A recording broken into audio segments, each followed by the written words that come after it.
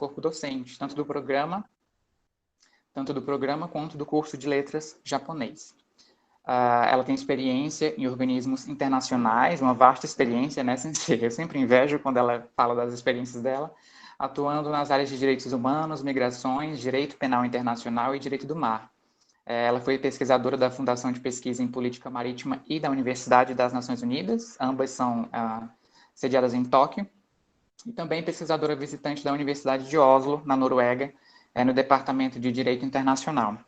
Ao longo das apresentações, eu vou disponibilizar também mais informações sobre a professora Lilian no chat, as publicações, ela tem textos interessantes que vocês podem querer acessar e buscar depois. E queria convidá-la para convidar a nossa mesa. Lilian Sensei, está me ouvindo? Sim, muito obrigada, Eldo, pela apresentação generosa. Agradeço o convite também, né, da coordenação, em nome lá da professora Lica, da professora Junco, para poder participar aqui da primeira mesa, né, do evento de vocês. E então eu chamo, né, vamos dar início sem muita enrolação.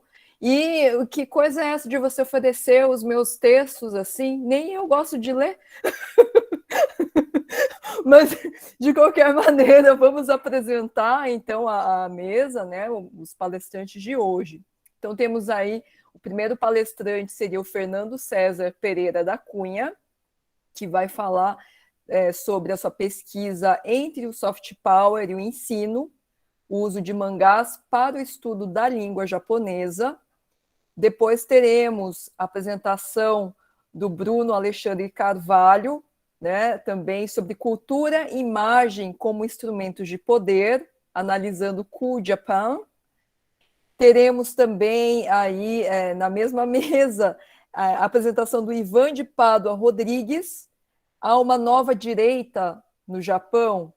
E, por fim, teremos a apresentação do Maurício Luiz Borges Ramos Dias, que vai falar um pouco sobre sequelas do Tribunal de Tóquio na memória coletiva japonesa, responsabilidade de um passado expansionista a se reconhecer. O título é bem longo. Acho que podemos, então, começar com a apresentação do Fernando. Ok. Já posso apresentar a tela? Claro, por favor. Ok.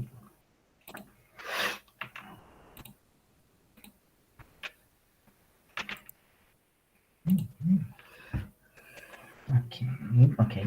Obrigado, professora Lilian, obrigado a todos os organizadores do evento. Esse é o meu trabalho, né, entre o soft power e o ensino, o uso de mangás para o estudo de língua japonesa. Eu sou mestrando no programa, sou orientado pela professora Leiko, e esse trabalho, essa pesquisa, ela teve a sua gênese justamente num trabalho para uma disciplina do mestrado, que foi a disciplina de historiografia do ensino de língua japonesa no Brasil, que eu fiz com a professora Leiko no semestre passado.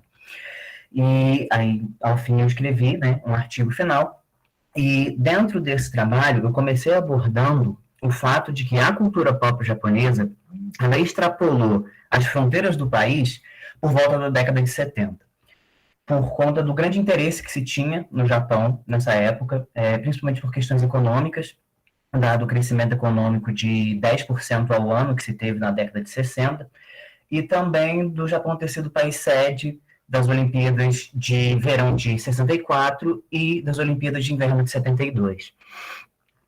Os animes e os mangás, eles chegaram no Brasil em épocas um pouco diferentes, mas acabaram se unindo em certo momento. Os animes, eles chegaram no Brasil de forma mais marcante a partir do segundo semestre de 1994, quando a Rede Manchete começou a exibir os Cavaleiros do Zodíaco. Mas já em 1960, a Rede Globo tinha exibido uma animação japonesa chamada O Oitavo Homem. Após os Cavaleiros do Zodíaco, vieram no bojo Dragon Ball, Pokémon, Sakura Card Captors e várias outras produções que fizeram a infância de muitas pessoas por aí. Os mangás, eles já haviam chego entre a década de 80 e a década de 90 com maior força, né?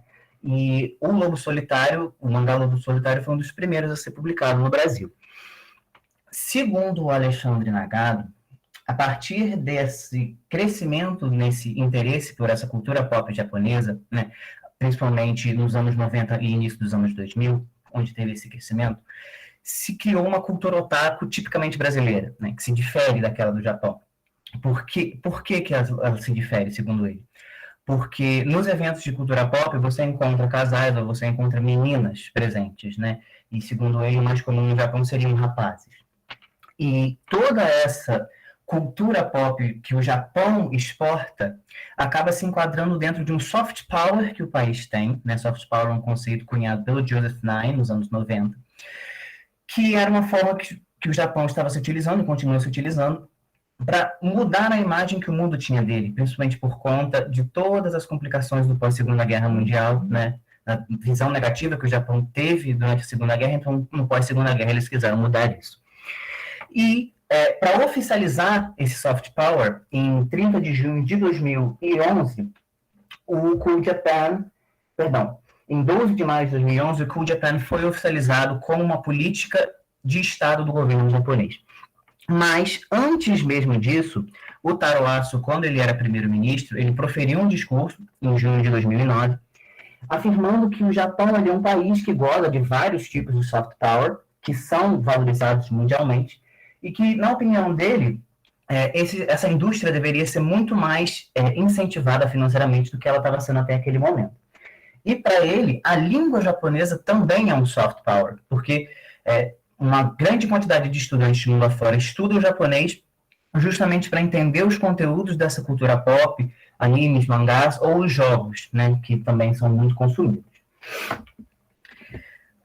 Eu, através da análise dos relatórios da Fundação Japão, eu trouxe as questões principalmente de motivação sobre o estudo de língua japonesa. Desde 1975, a Fundação Japão realiza a cada 3 anos, aproximadamente, uma pesquisa sobre o quadro geral do ensino de língua japonesa no exterior. Entre 75 e 95, os resultados eles eram apenas em japonês. E em 98, até hoje, os resultados agora são relatórios tanto em inglês quanto em japonês. Nesses relatórios, a Fundação Japão apresenta a situação geral, a situação em cada país, a motivação de estudo, o número de instituições, o número de professores, de alunos, os níveis educacionais em que se aprende o idioma e as perspectivas para o futuro também. A partir de 2009, coincidindo com o discurso do Taro Aso, foi o ano em que o interesse por animes e mangás se torna uma opção de resposta na área de motivação do aprendizado. E para organizar a periodização do ensino de japonês no Brasil, eu utilizei a perspectiva do Reishi Moriwaki, que faz uso do pré-guerra, pós-guerra e atualidade. Acabo extrapolando a atualidade que o Moriwaki trabalha, porque para ele a atualidade seria de 1980 até 95, e os relatórios que eu analisei no meu trabalho foram até o mais recente disponível, que é o de 2018. Eu realizei no artigo análise sobre todos esses números de instituições, alunos e professores, mas pela questão do tempo não cabe eu trazer isso aqui, então eu vou enfocar mais na questão da motivação, segundo esses relatórios. Em 1998, o fator da ascendência japonesa, ele era marcante nos discentes, e as respostas mais comuns eram seguir os desejos dos pais e aprender a língua dos ancestrais. No relatório de 2003, essas respostas se mantiveram. Em 2006, não havia menção específica ao Brasil, porque ele saiu do quadro geral dos 10 países com o maior número de estudantes. Já em 2009, não há menção específica ao Brasil novamente, mas no balanço global, o aprendizado sobre anime, mangá e etc. representava 50,6% das justificativas na categoria das tendências baseadas no conhecimento. Só era ultrapassado pelo interesse na língua japonesa. Em 2012, nas respostas globais também, o interesse em anime, mangá, J-pop, etc. representava 54%. Em 2015, consegui enfocar mais na região da América Latina, porque essa possibilidade existia nesse relatório, porque com o passar do tempo eles foram ficando mais completos. Entre os países da América do Sul, esse interesse marcava 82,5%. E em 2018, o relatório mais recente, eram 88%. E nesses 2 últimos anos, o interesse na cultura pop ficava em primeiro lugar como motivação de estudo dos alunos. Então, por conta disso, eu fui adiante. De que formas, né, se pode usar o mangá como um aporte de ensino? E Tomoko Ayama e a Belinda Kennett, elas afirmam que no Japão e de forma crescente em outros lugares, o mangá ele vem sendo usado amplamente no ensino e aprendizado de uma variedade de gama de disciplinas e nos campos mais variados possíveis. Elas colocam que há mangás que lidam com história, obras canônicas da literatura clássica, da literatura moderna, questões socioeconômicas, de gênero e muitas outras áreas do conhecimento. Então, realmente vem a pergunta, por que não usar também no ensino de japonês? Segundo o William Armour e o James Lee, a chegada da revista Mangad nos Estados Unidos em 1990, ele é um marco a ser considerado para o maior uso de mangás como suporte no ensino de japonês nos países falantes de inglês, né? Essa revista ela trazia perspectivas diferenciadas, né, de se estudar japonês fora do livro didático, trazendo justamente alguns excertos de mangás, inclusive. A professora Hamako Furuhata Turner, ela aponta que os discentes eles irão aprimorando suas competências linguísticas quando os professores fizerem uso de materiais do interesse dos alunos. Então, ela comenta que se você tem uma sala de aula em que o interesse de cultura pop é grande, por que não usar a cultura pop para ensinar o idioma japonês? Mas ressalta-se, entretanto, que a língua japonesa nos mangás e a que aparece nos livros didáticos são diferentes. O livro didático ele preza pelo registro formal do idioma. Já nos mangás e nos animes, a gente tem um registro mais popular, mais corriqueiro do uso da língua japonesa. Para Nishihara e seu grupo, o quadrinho nipônico ele é uma forma na qual o estudante pode entender as disparidades entre expressões e nuances do idioma japonês. Me lembro que no artigo ela utilizou o exemplo da expressão sumimasen, por exemplo, que pode ser utilizada em diversos contextos, e de acordo com ela, é justamente através do mangá que o aluno pode aprender em que momento usar a expressão de qual forma. E o William Armour, ele advoga o seu conceito de soft power pedagogy. O que é isso para ele? É você ensinar a língua japonesa através da cultura pop e, para você manter o seu aluno interessado, continuar oferecendo para ele essa cultura pop para que ele continue no estudo. Formas de se usar o mangá. A professora Hamako Furuhata Turner, ela apresentou em 2013 um artigo com reflexões sobre o uso de mangás como uma ferramenta do ensino, especialmente na tradução do japonês para o inglês. Segundo ela, a tradução ela já vem sendo usada há séculos no ensino de idiomas, mas os métodos de tradução gramatical, na opinião dela, estão datados. Não são coisas mais que são necessárias de serem feitas. E ela também fala que o uso da tradução em sala de aula, ele pode preencher os espaços entre língua e cultura, e isso seja no idioma-alvo como no seu idioma de partida, porque é exigido um alto nível de compreensão linguístico-cultural por parte do tradutor. E ela coloca que o conhecimento tradutório, ele se enquadra como uma quinta... Perdão, Fernando, 5 minutos, certo? Ok, muito obrigado, Eldo. Ela coloca que essa competência tradutória se enquadra numa quinta habilidade, fora daquelas de fala, escuta, escrita e leitura, que normalmente se pedem em exames de proficiência. Para ela, a perspectiva tradutória em sala de aula se difere da tradução gramatical porque envolve negociação de sentido, autoexpressão, mediação, solução de problemas, comunicação, interpretação cultural e também a compreensão da língua, dos dois idiomas. Mas como o Thiago muito bem disse na apresentação dele inicial, você conhecer o idioma-alvo ainda mais do que o seu idioma de partida. Os estudantes para Furuhata Turner, eles comparam os componentes estruturais e culturais entre os idiomas e a mensagem resultante ela é estilisticamente e gramaticalmente correta na língua almejada. Não há, para ela, erro no sentido final. Nesse mesmo processo, os docentes podem perceber os pontos fortes e fracos dos seus alunos, podendo então fazer um reforço dos pontos falhos para que essas traduções melhorem com o passar do tempo. Segundo ela ressalta que os padrões de diálogo da língua japonesa refletem as normas da cultura nipônica. E para ela é importante que os tradutores compreendam isso, porque com essa compreensão, a tradução deles vai ser melhor. Uma outra forma é se utilizar também da estética do mangá, né? E isso a Fundação Japão faz em 2 sites que eles criaram. No 7º volume do Boletim de Educação de Língua Japonesa da Fundação Japão, de 2011, as pesquisadoras Kumano Nanai e Kawashima Keiko apresentaram em um artigo o processo de desenvolvimento de um site para o aprendizado de japonês através da estética da cultura pop japonesa. O propósito de criação do site, ele se conecta com as propostas do Ministério de Negócios Estrangeiros do Japão de responder à crescente popularidade da cultura pop japonesa ao redor do mundo.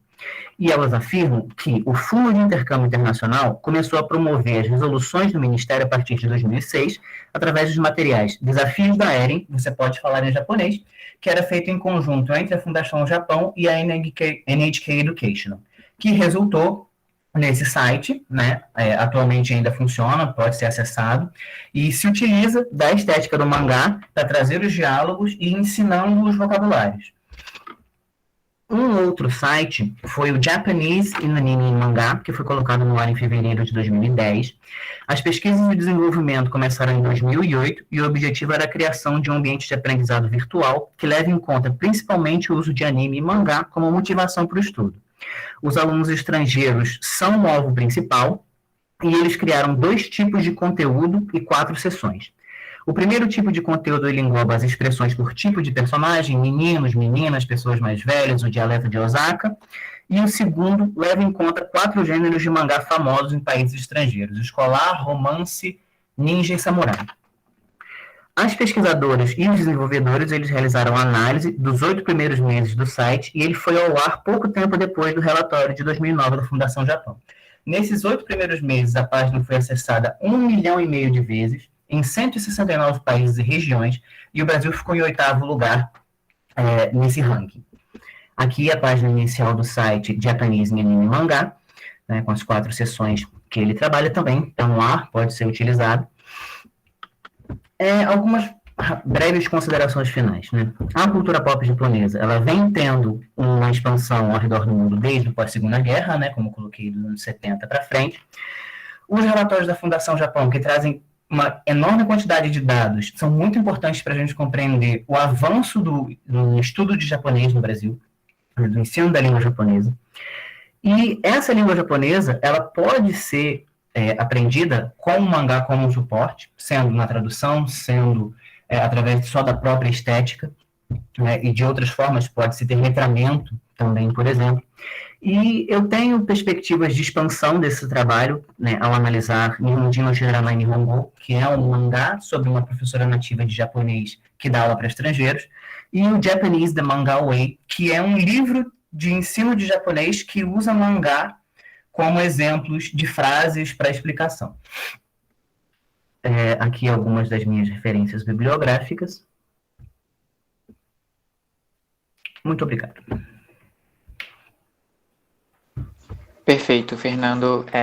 Só lembrando, a nossa mesa ela tem previsão de encerramento às 16h20, perdão. Lilian Sensei? Muito obrigada, Eldo. Muito obrigada pela apresentação, né, Fernando? Eu só teria uma pergunta rapidinha para você, relacionado ao histórico da utilização dos mangás aqui na educação do japonês no Brasil. Se existem muitas escolas já, se você tem conhecimento sobre a existência da utilização dos mangás durante as aulas. Eu fiz pesquisas no decorrer, né, da elaboração do meu trabalho, eu fiz pesquisas sobre se tinha um artigo, se tinha algum tipo de publicação que tratava desse tema, né, e eu não consegui encontrar nenhum tipo de resultado. Existe, sim, para a minha área de origem, história, por exemplo, né, para ciência e tecnologia também, divulgação de ciências, mas para a língua japonesa eu não encontrei nada, né. Muito obrigada, Fernanda. Nada. Bom, então acho que podemos dar seguimento, né, para a próxima apresentação. Seria a apresentação do Bruno Alexandre Carvalho sobre cultura e imagem como instrumentos de poder, analisando com o Japão. Ok, boa tarde, professora, boa tarde a todos. Eu vou só compartilhar minha apresentação com vocês e a gente já começa. Um instante.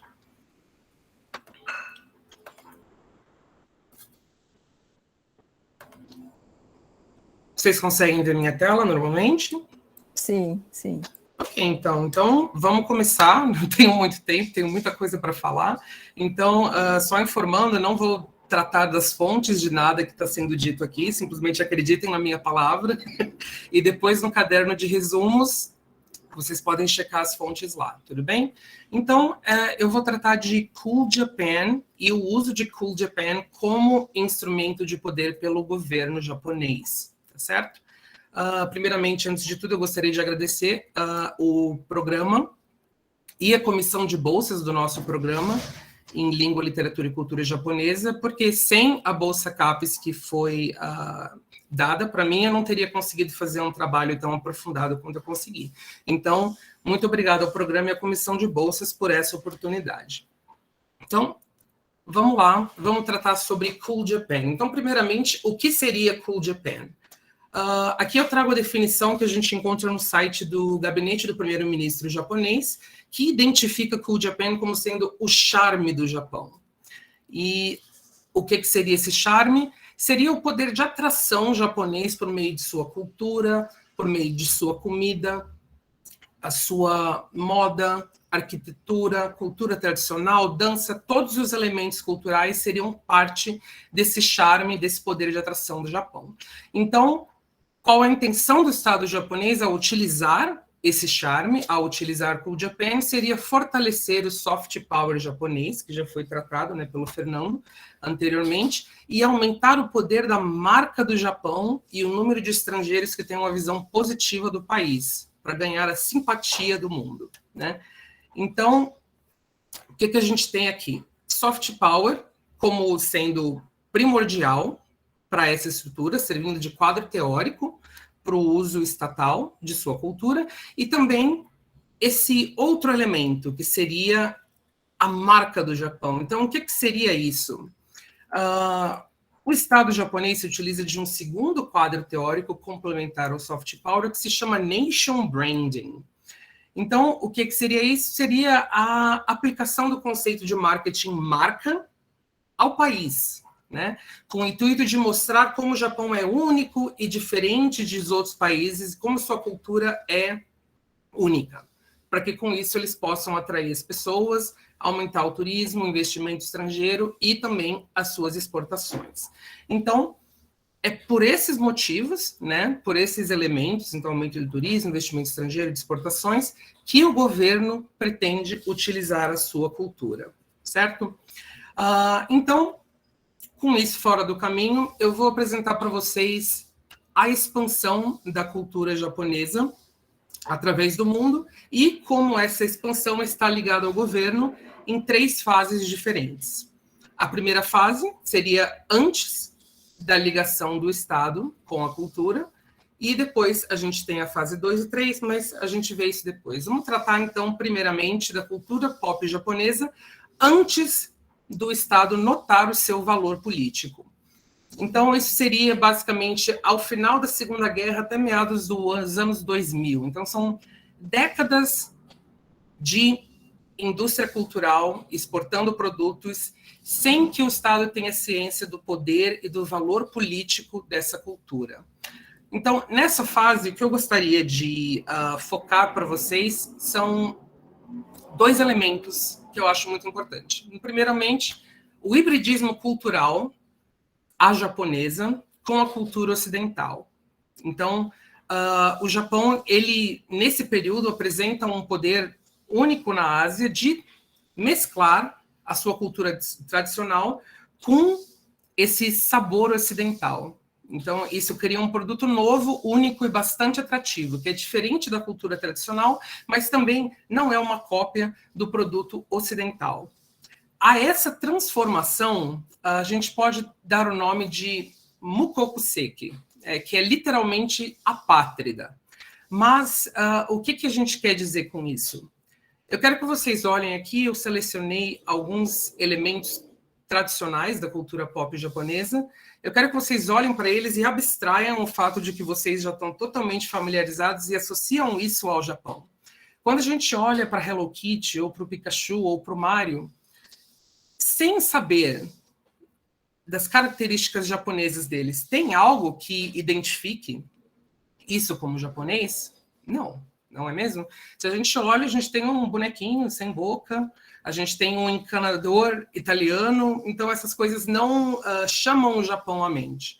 Então, essa falta de odor cultural japonês ajudou com que esses produtos culturais se espalhassem através do mundo, sem que sua origem fosse conhecida, o que foi muito importante para a popularização da cultura pop japonesa na Ásia, particularmente entre os jovens asiáticos, porque esse produto era parecido com o produto ocidental, que atraía esses jovens, mas ainda tinha um quê de familiaridade que não causava estranheza do produto ocidental. Então, o Japão, nesse período, funciona como um intermediador entre a Ásia e o Ocidente, para o resto da Ásia. É como se o Japão estivesse dentro, porém acima da Ásia. E com isso, a cultura japonesa se torna febre na Ásia e no mundo.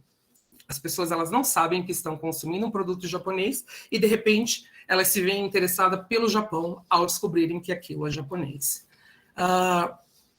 E essa transformação de eu não sei que isso é japonês e eu gosto do Japão, ela começou a ser notada, mas não pelo Estado japonês. Ela começou a ser notada por analistas internacionais. Então, aqui eu tenho um trecho de uma reportagem da Time Magazine, em 99, em que o Terry McCarthy fala sobre como o Japão pode não vencer enquetes de popularidade em bancos e salas de reunião pela Ásia, mas entre a geração mais jovem, a terra natal da Hello Kitty está bombando. Música pop, os vídeos, quadrinhos, roupas e cosméticos japoneses estão sendo arrancados das prateleiras da região por uma juventude abastada. A cultura jovem japonesa tem se provado irresistível para adolescentes de Taipei a Singapura, apesar das memórias de brutalidade japonesa na última guerra que seus pais e avós possuem. Então, o Japão vai ver essa validação internacional para a exportação da sua cultura e para o valor político que ela possui. E então, por conta dessa validação, a gente vai ter o começo de Cool Japan. Mas, nesse primeiro momento, a gente vai ter Cool Japan descentralizado dentro do governo japonês. Então, através dos anos 2000, a gente não vai ter uma estratégia unificada, estatal, para instrumentalizar a sua cultura para ganho político e econômico, como eu mencionei no começo da apresentação. Então, o Estado ele não vai investir na indústria cultural, ele não vai criar mecanismos que auxiliem na exportação, nem nada disso. Mas diferentes ministérios vão começar a notar a importância da utilização da cultura. Então, a gente tem medidas que podem parecer confusas, né? Então, como, por exemplo, o Doraemon se tornou embaixador do anime numa cerimônia do Ministério de Relações Exteriores. A gente vai começar a ver anime sendo utilizado em campanhas do Ministério do Turismo, Ministério da Cultura, Ministério da Economia, vários diferentes ministérios vão tentar utilizar a cultura à sua própria maneira. E tudo isso, eu acho importante notar que demonstra como o Estado japonês foi reativo, né? Vamos dizer, eles não notaram o poder da cultura por eles próprios. Isso veio de fora. Eles, inclusive, apropriaram esse termo Cool Japan de um outro cientista político americano, Douglas McCrae, que em 2002 cunhou o termo. Então, somente com a validação ocidental, eles pretendem utilizar a sua cultura depois disso. E, nesse primeiro momento, nessa fase que eu chamei de fase 2, através dos anos 2000, o Japão vai utilizar a sua cultura com a intenção de melhorar a imagem japonesa na Ásia, né? Como eles tiveram a impressão de que os jovens asiáticos se interessaram, vamos capitalizar em cima disso, vamos ter ganhos políticos em cima disso. E, né, por que eles precisam disso? Por conta de todas as querelas diplomáticas que o Japão possui com outros países asiáticos, né? Então, como eu sei que o Ivan e...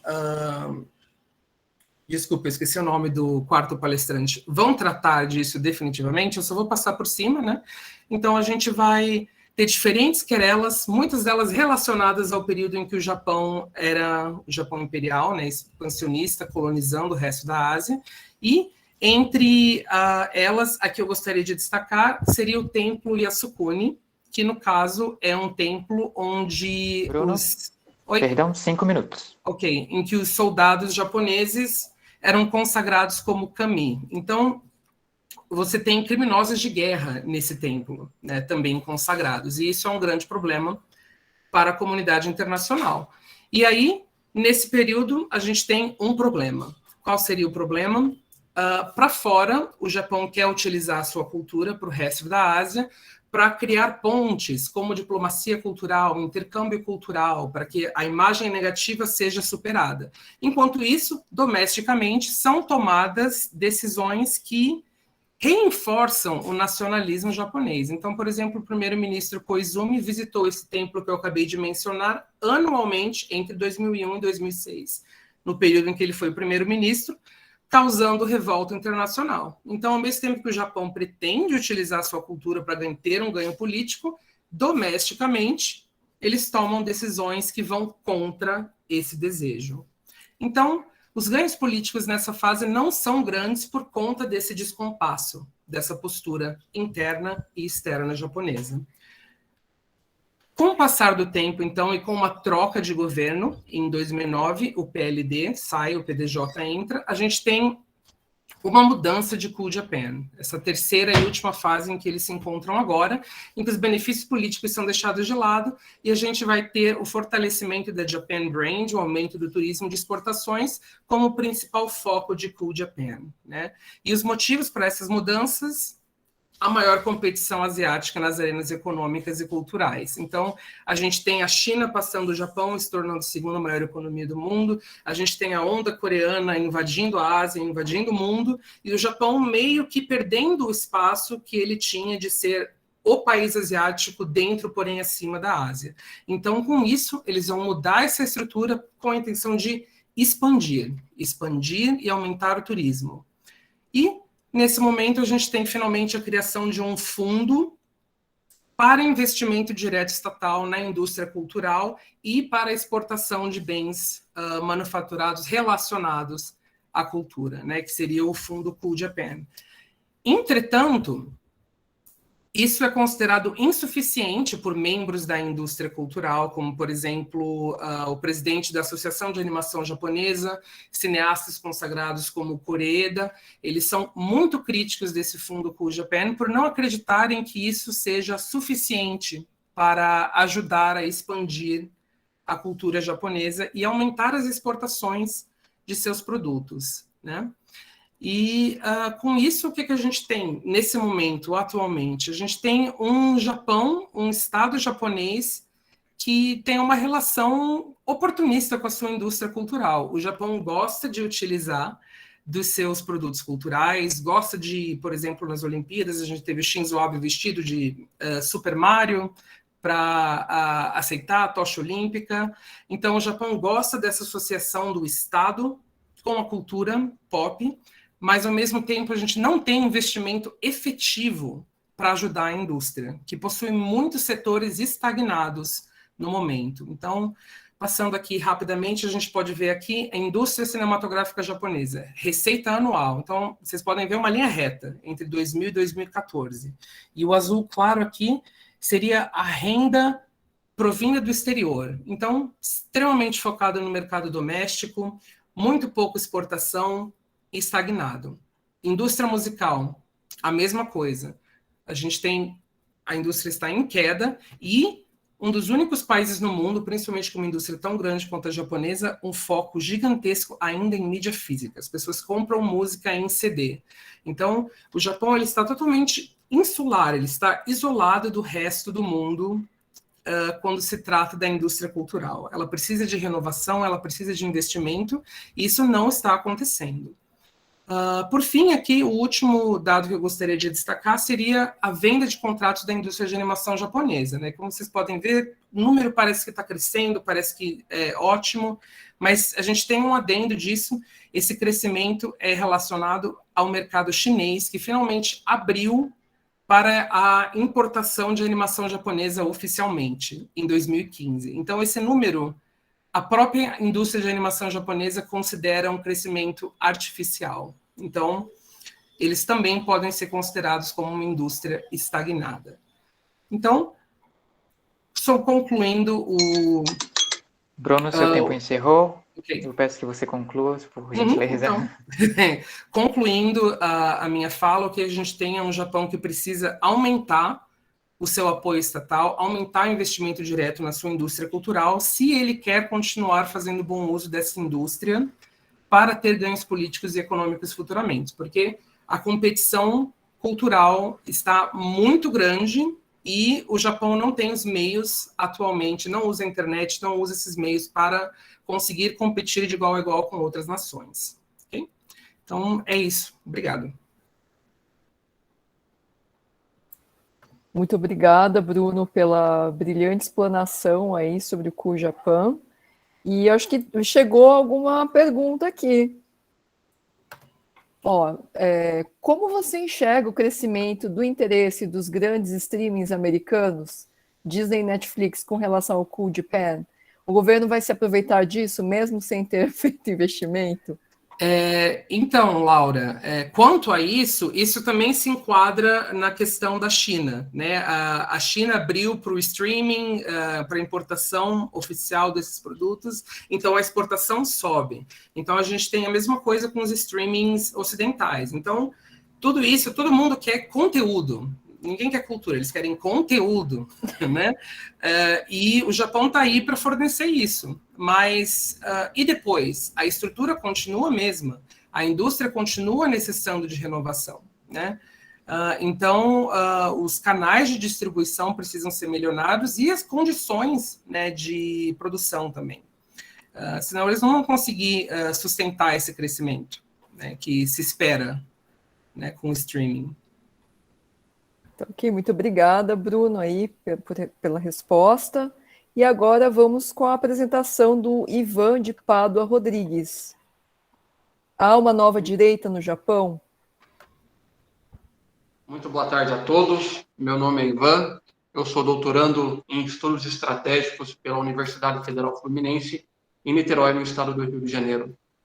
Muito obrigado por essa oportunidade de estar aqui com vocês, discutindo um tema tão pouco debatido aqui no Brasil. Bem, essa é uma pesquisa que eu estou desenvolvendo paralelamente à minha tese de doutorado, e o objetivo dessa minha pesquisa é analisar se existe uma nova direita no Japão que possui as mesmas características com as novas direitas de outro mundo, como, por exemplo, a nova direita aqui bolsonarista do Brasil ou a nova direita trumpista dos Estados Unidos. E o período que eu escolhi para analisar isso foi o governo de Shinzo Abe, no segundo mandato, que foi entre os anos de 2012 a 2020. E o meio que eu escolhi para analisar a existência ou não dessa nova direita é por meio das análises da política de defesa do Japão que se deu durante o governo de Shinzo Abe.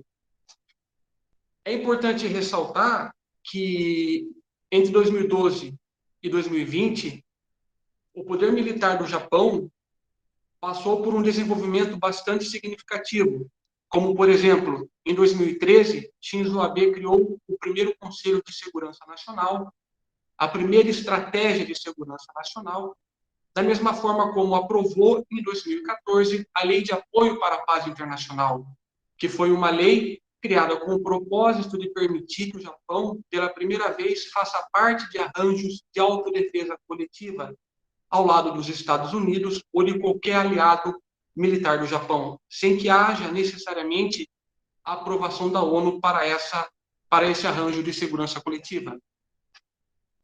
E interessante notar que em todos os momentos da história japonesa em que há um desenvolvimento no seu poder militar, isso só é feito porque também há uma ascensão da direita japonesa. Vale ressaltar que quando o Japão foi derrotado na Segunda Guerra Mundial e durante toda a Guerra Fria, o quadro que se estabeleceu foi uma divisão política entre os pacifistas, que eram aquela ideologia política contrária ao desenvolvimento do poder militar e contrária também ao que o Japão foi no período entre guerras. Havia, portanto, os pacifistas de um lado e havia os de direita de outro lado, que eram a ideologia política favorável ao crescimento do poder militar e ao retorno do que o Japão foi durante o período entre guerras, que foi a valorização da cultura imperial, a valorização da casa imperial e uma certa aversão ao Japão a se democratizar de acordo com os padrões ocidentais. Então, toda vez que a gente faz essa pergunta, se existe uma nova direita, é sempre bom a gente comparar o que há entre o que existe no século XXI, considerado como direita, comparar com o que existiu no Japão no período entre guerras, com o que foi a direita no período entre guerras.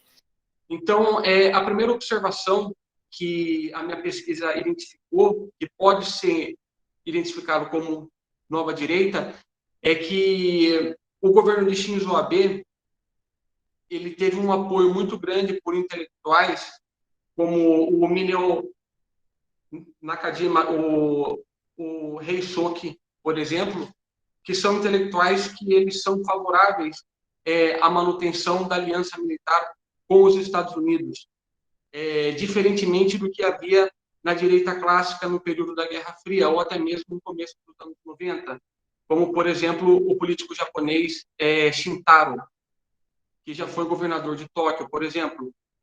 A direita antiga ela era favorável a que o Japão fosse mais autônomo dentro do arranjo ocidental e principalmente dentro do projeto de hegemonia de manutenção do poder mundial dos Estados Unidos. Já a nova direita japonesa, por exemplo, ela é mais favorável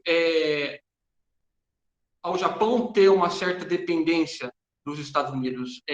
Talvez dependência não seja a palavra certa, mas de ter uma coalizão maior entre o Japão e os Estados Unidos, sem necessariamente buscar uma autonomia japonesa dentro da sua política de defesa. Outra mudança também que houve a partir dos anos 2000 foi no modo como tratar a China. A direita antiga do Japão, na época da Guerra Fria, por exemplo, eles sempre defendiam uma postura mais de cooperação com a China e uma postura de também evitar que a liderança política do Japão tomassem atitudes que lembrassem todos os crimes de guerra que o Japão cometeu durante a Segunda Guerra Mundial, como, por exemplo, o que já foi citado pelo Bruno, a visita ao santuário Yasukuni, né, que foi um santuário destinado ao culto dos soldados e dos criminosos de guerra durante a Segunda Guerra Mundial. Então, durante o governo de Nakasone Yasuhiro, por exemplo, na década de 80, que foi um governo considerado de direita clássica, havia um certo cuidado em não fazer visitas oficiais a esse santuário, ainda que houvesse algumas visitas, mas elas eram um pouco controladas, entendeu? Porque havia a preocupação de tentar estabelecer uma cooperação econômica e harmoniosa com a China. A partir dos anos 2000, isso tende a mudar um pouco, entendeu? Muda no sentido de que o novo lobby de intelectuais da nova direita do Japão, eles não são tão enfáticos em dizer à liderança política japonesa que não se deve fazer visitas ao templo de Yasukuni, entendeu? E também eles não incentivam tanto assim como a direita clássica incentivava no passado, que o Japão reconhecesse os seus crimes de guerra cometidos no passado, ou então que o Japão reconhecesse o crime do massacre de Nanquim, por exemplo, entendeu? Que foi aquele genocídio que o Japão promoveu durante a Segunda Guerra Mundial. Então, essa nova direita ela também traz como característica uma postura menos cooperativa com a China. E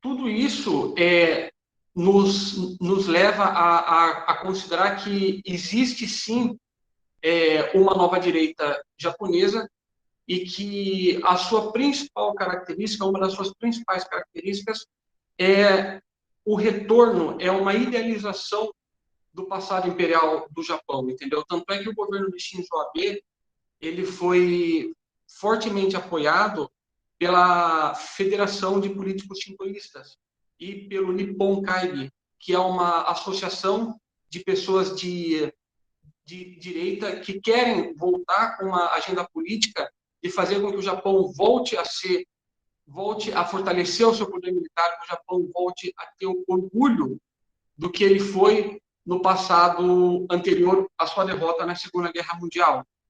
E curioso notar também que a esquerda, que fazia oposição a esse tipo de ideologia, ela também tá se enfraquecendo cada vez mais, entendeu? Então, o pacifismo japonês, que foi um pacifismo que ele abraçou profundamente a sua Constituição de 1949, mais especificamente o artigo 9º, que é um artigo que impede que os japoneses utilizem o seu poder militar como meio legítimo nas relações internacionais.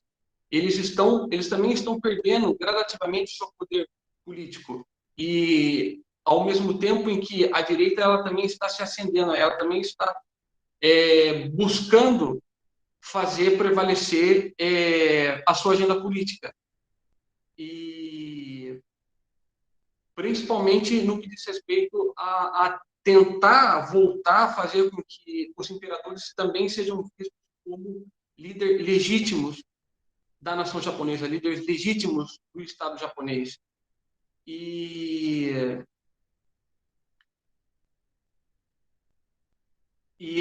assim, como lidar com a ameaça da China também vem sendo um desafio muito grande entre a direita japonesa, que isso também está deixando muito claro se está havendo ou não uma mudança nessa nova direita. Como, por exemplo, hoje a nova direita japonesa ela está dando um apoio mais significativo para que o Japão desenvolva a sua capacidade de projetar o seu poder militar nas relações internacionais. E o que quer dizer com projetar o seu poder militar? Fazendo com que o Japão ele desenvolva mais armas ofensivas. Por favor. Obrigado. Mais armas ofensivas, como, por exemplo, mísseis hipersônicos, que o Japão tenha mais mísseis balísticos, e que o Japão também possa desenvolver melhor os seus portas-aviões, entendeu? Vale lembrar, inclusive, que durante o governo de Shinzo Abe, o porta-helicópteros Izumo ele foi transformado em porta-aviões. E o porta-aviões ele tem uma capacidade muito maior de projetar o seu poder no mundo.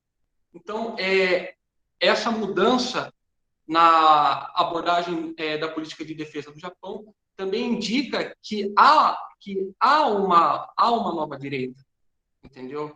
E em oposição ao que foi uma direita clássica, porque a direita clássica ela se conformava em desenvolver mais o poder naval do Japão, deixando outros aspectos, como principalmente o poder terrestre, um pouco em segundo plano.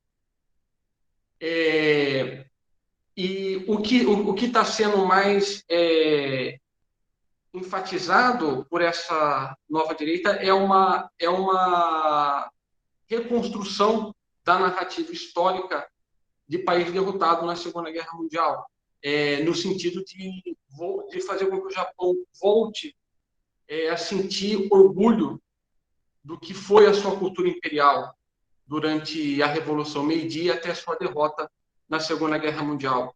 Então, essa narrativa histórica também se faz bastante presente no caso japonês, como em outros países, como principalmente aqui no Brasil, no que diz respeito ao modo de ver a ditadura militar.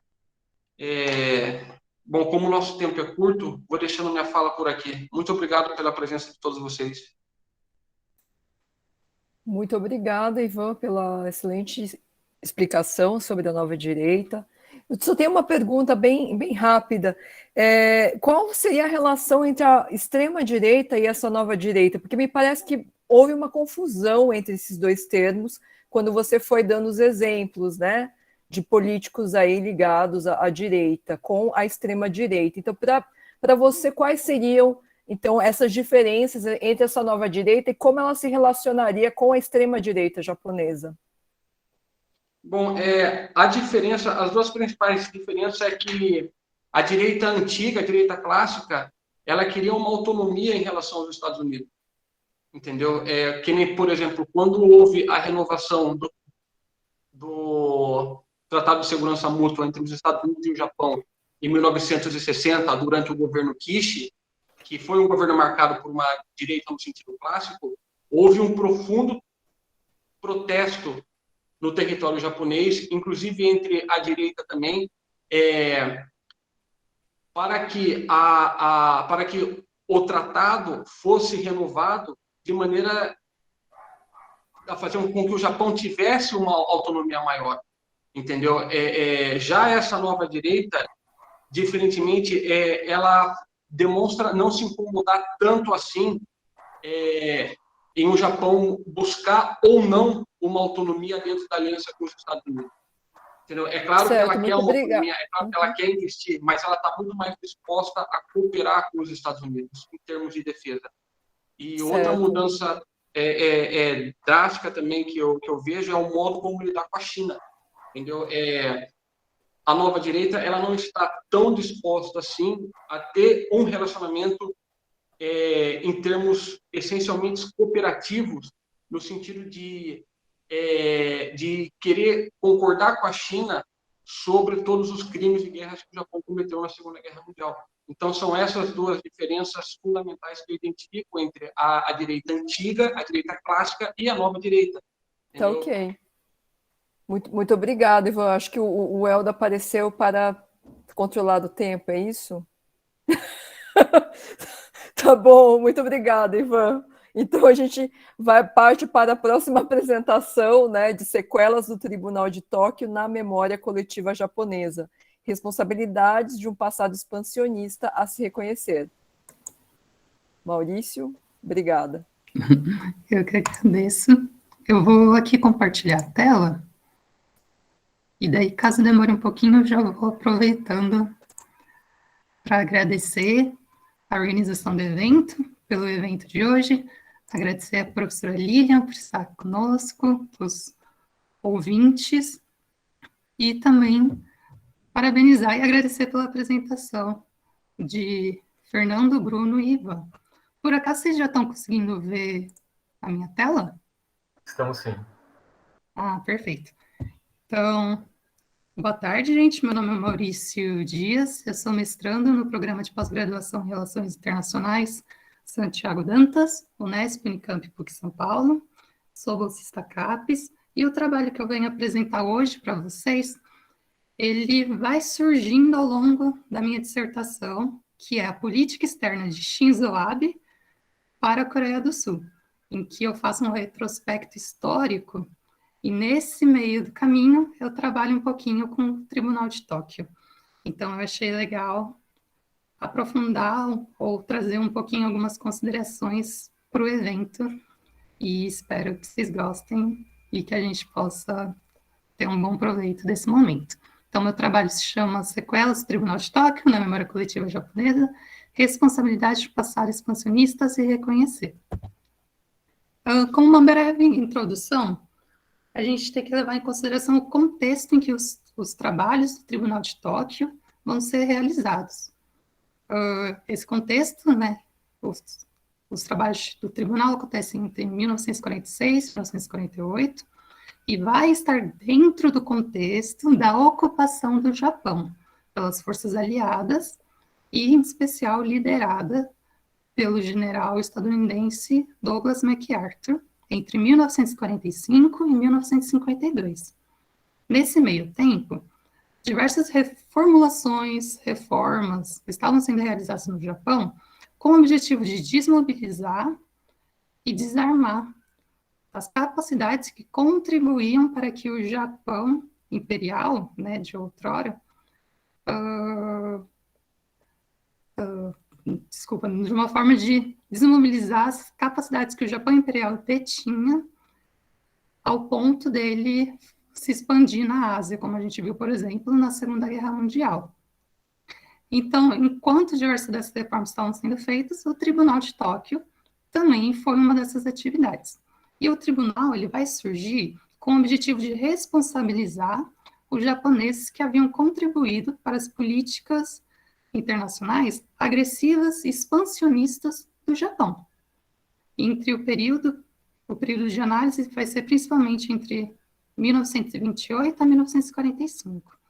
E esse júri do tribunal ele vai ser composto por juízes de 12 países, sendo eles Estados Unidos, China, Austrália, Canadá, Grã-Bretanha, Holanda, Índia, Filipinas, França, Nova Zelândia e União Soviética. Além também do próprio general MacArthur ter amplos poderes ao longo dos encaminhamentos do tribunal, como, por exemplo, nomear desembargadores da forma que ele quisesse. E ao longo desses trabalhos, então, vai ser analisado, vai ser analisado como que os líderes do Japão contribuíram para o delineamento de estratégias políticas, militares e econômicas de dominação no leste asiático, Oceano Índico e Oceano Pacífico, com um olhar, muitas vezes presente, de considerar principalmente os confrontos que foram travados entre o Japão e as nações que esses juízes representavam. Como resultado geral, a gente vai ter que o tribunal ele vai considerar que o Japão cometeu crimes de guerra contra os cidadãos dos países aliados, e essa culpa, né, ela vai acabar sendo setorizada, e essas sentenças também vão ser setorizadas no arcabouço governamental e militar. Dessa forma, a gente vai ter, por exemplo, 25 líderes japoneses sendo considerados criminosos de guerra de classe A. E esses líderes japoneses iam desde militares a primeiros ministros. E as suas penalizações, punições, são diversas. Dentre elas, desses 25, 7 foram condenados à morte e 16 à prisão perpétua. No entanto, para a gente entender o Tribunal de Tóquio, a perspectiva da memória coletiva e como que ela afetou essa noção de reconhecer ou não o expansionismo japonês, a gente tem que olhar não para esses resultados mais nítidos, por assim dizer. A gente tem que olhar também para as ausências do que não foi trabalhado no Tribunal de Tóquio. Nesse sentido... não estava passando. Nesse sentido, eu trago meu problema de pesquisa, que é, em uma abordagem que considere a memória, de que forma os encaminhamentos do Tribunal de Tóquio dificultaram o reconhecimento geral da população japonesa em relação às violações perpetradas pelo Japão durante suas atuações imperialistas na Ásia.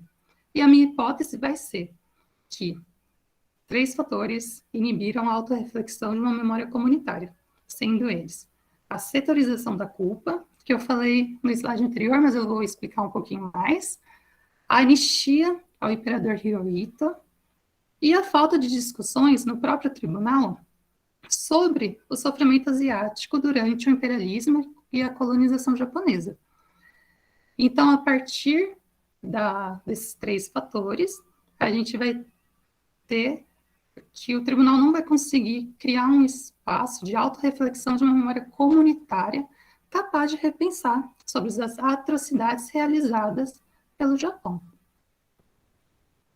Nesse sentido, meu objetivo geral é depreender os efeitos do Tribunal de Tóquio no processo intersubjetivo de construção da memória coletiva japonesa, e a metodologia é uma pesquisa qualitativa que se baseou no método hipotético dedutivo, assim como utilizou fontes bibliográficas, tais como livros e artigos sobre o tema. Nesse sentido, vamos falar um pouquinho mais sobre esses 3 pontos que eu acho importante a gente trazer para a gente compreender as sequelas, né, do Tribunal de Tóquio na memória japonesa. Então, a setorização da culpa seria que, a partir dessa setorização, determinados grupos ou instituições, né, seriam culpadas, sendo elas principalmente a militar e a governamental, desculpa.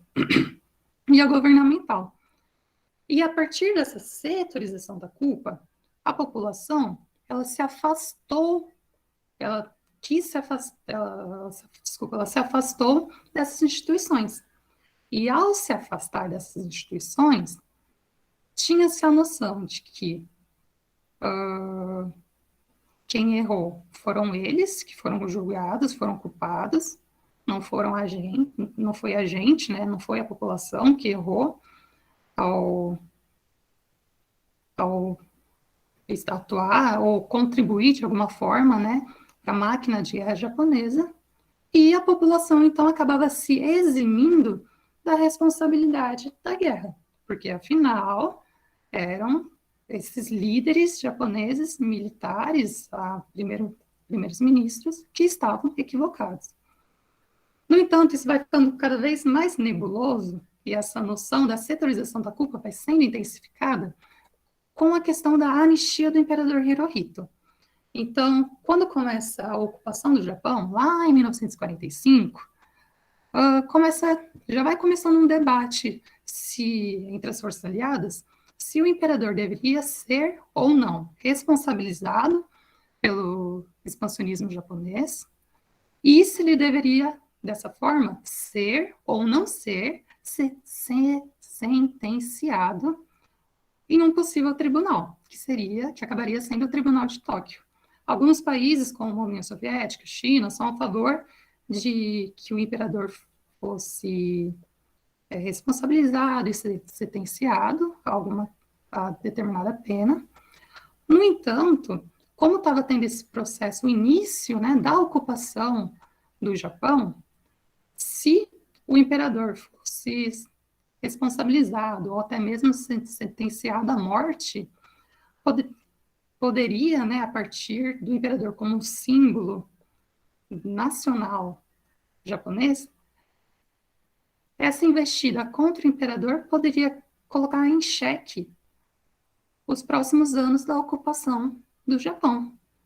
Dessa maneira, então, o que vai ser decidido, como é que Arthur vai decidir, então, anistiar o imperador.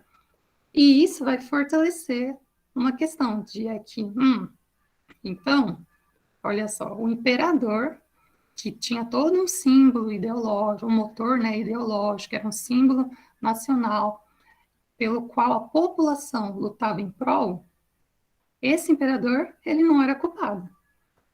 Então, por favor, Maurício, 5 minutos. Beleza. Obrigado. Ele não era culpado. E assim a gente tornava a culpabilidade coletiva ainda mais ambígua, ainda mais embaçada, por assim dizer, porque nem eu, nem a população, nem o imperador é culpado. Novamente, quem é culpado são essas instituições militares e esses líderes estatais, que não eram o imperador. E um outro ponto que vai causar como uma sequela na memória coletiva japonesa, de não reconhecimento do expansionismo, da sua atuação, né, no expansionismo, vai ser justamente a invisibilidade asiática nas discussões do tribunal. Porque em pouquíssimos momentos, o imperialismo e o colonialismo na Ásia eram abordados integralmente e discutidos no Tribunal de Tóquio. Então, a partir dessas vivências, sofrimentos ignorados muitas vezes, a própria população japonesa não tinha no seu dia a dia o conhecimento sobre isso. Muitas pessoas não sabiam de como o Japão tinha atuado nos países da Ásia, e o Tribunal de Tóquio não conseguiu trazer à tona um espaço de reflexão sobre o imperialismo japonês na Ásia.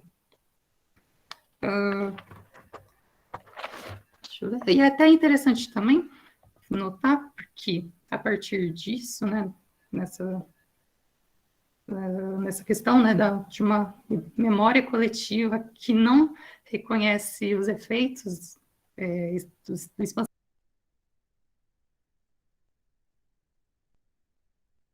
Maurício, por favor, eu acho que você mutou seu microfone.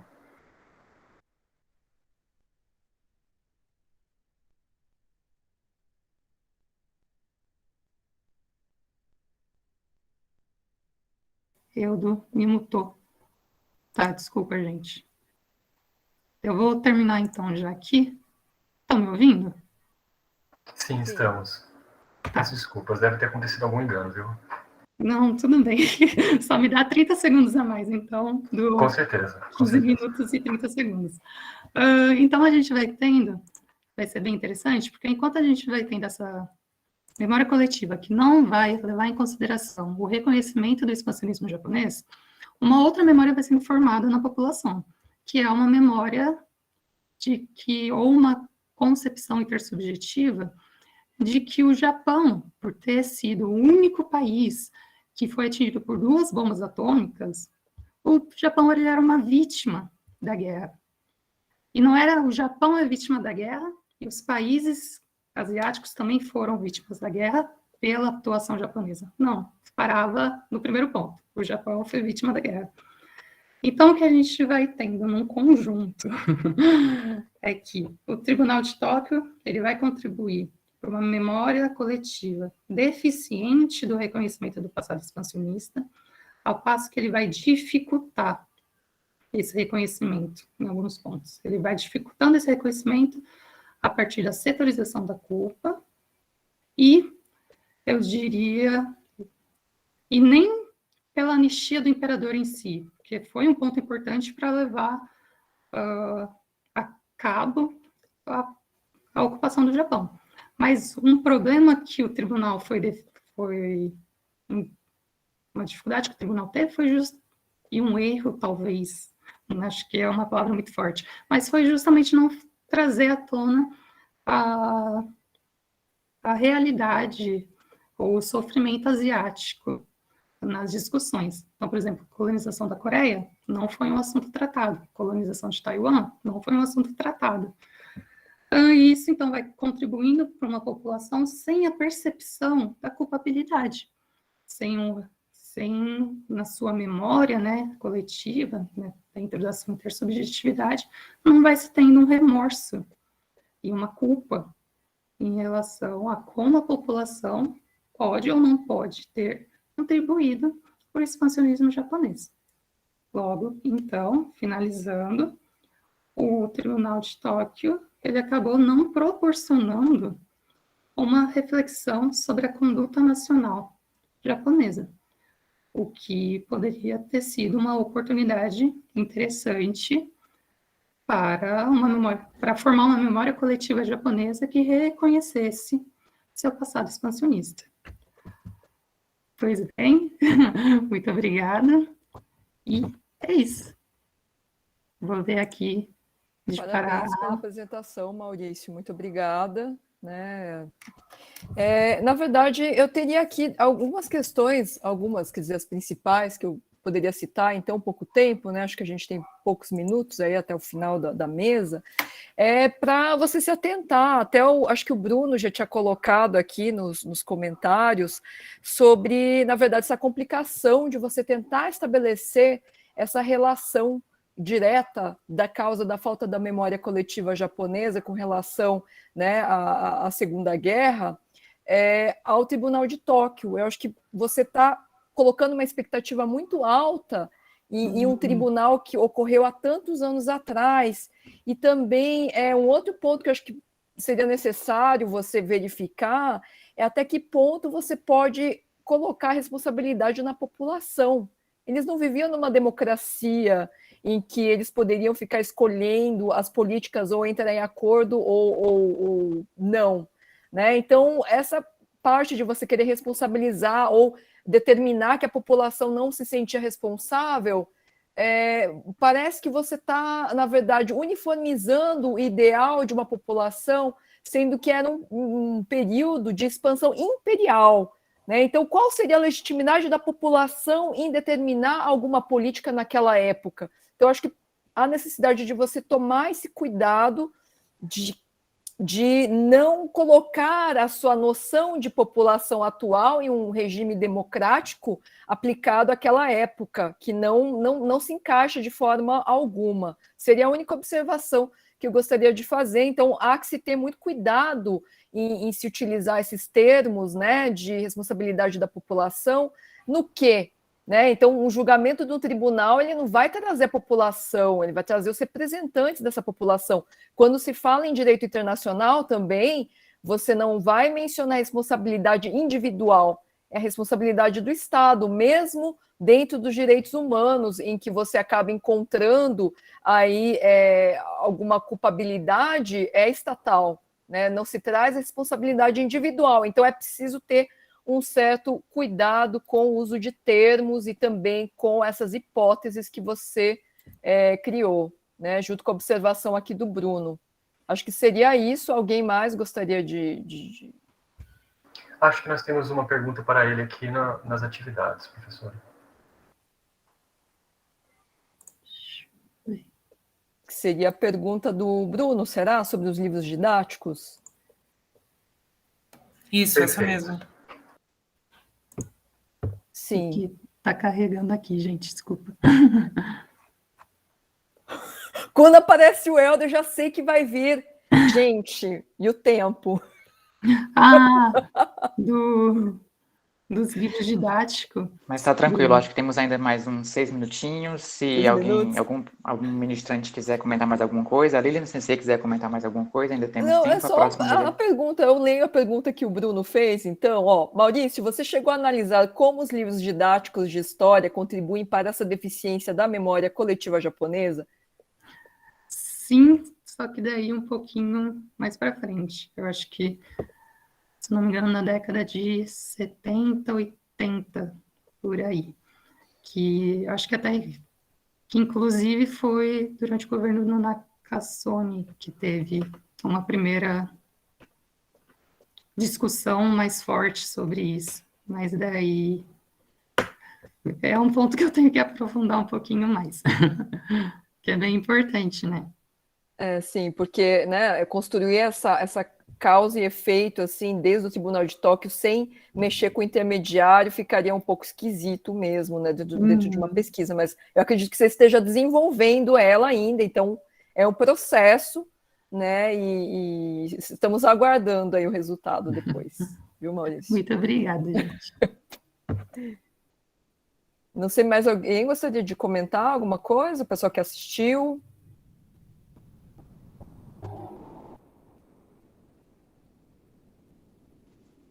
Acho que não. Qual o Insta do Maurício?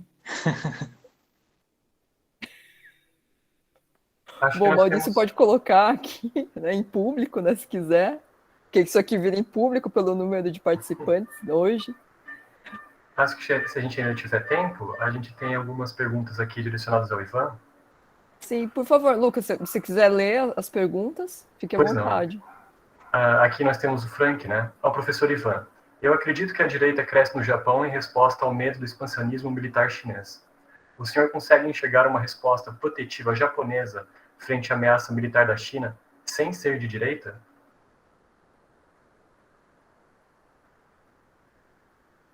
Eu mencionei o Ivan, né? Mas não tive certeza que ele... Será que ele saiu? Não, tô aqui. Obrigado. Você pode repetir a pergunta, por gentileza? Pois não. Eu acredito que a direita... A pergunta do Frank, né? Eu acredito que a direita cresce no Japão em resposta ao medo do expansionismo militar chinês. O senhor consegue enxergar uma resposta protetiva japonesa frente à ameaça militar da China sem ser de direita? Muito obrigado. Posso responder? Pois não. Muito obrigado pela pergunta. Acho uma excelente pergunta. Na realidade, uma resposta dada pela esquerda japonesa, sem ser necessariamente de direita, ela já foi dada durante a Guerra Fria, e até mesmo entre os anos da década de 1990. Mas hoje assim, então, é justamente isso que eu estou pesquisando na minha tese de doutorado, entendeu? Porque o governo do Shinzo Abe, ele foi um governo de coalizão com o Partido Komeito. E o Partido Komeito, ele é um dos herdeiros do movimento pacifista, que é um movimento que defende mais uma abordagem de política de defesa econômica e cooperativa, digamos assim. Mas hoje, em função da ascensão da China, está cada vez mais difícil a gente ver um cenário em que a esquerda volte a ter um protagonismo como houve antigamente. Não sei se eu respondi, mas se você quiser entrar em contato comigo para a gente continuar com essa discussão, fique à vontade.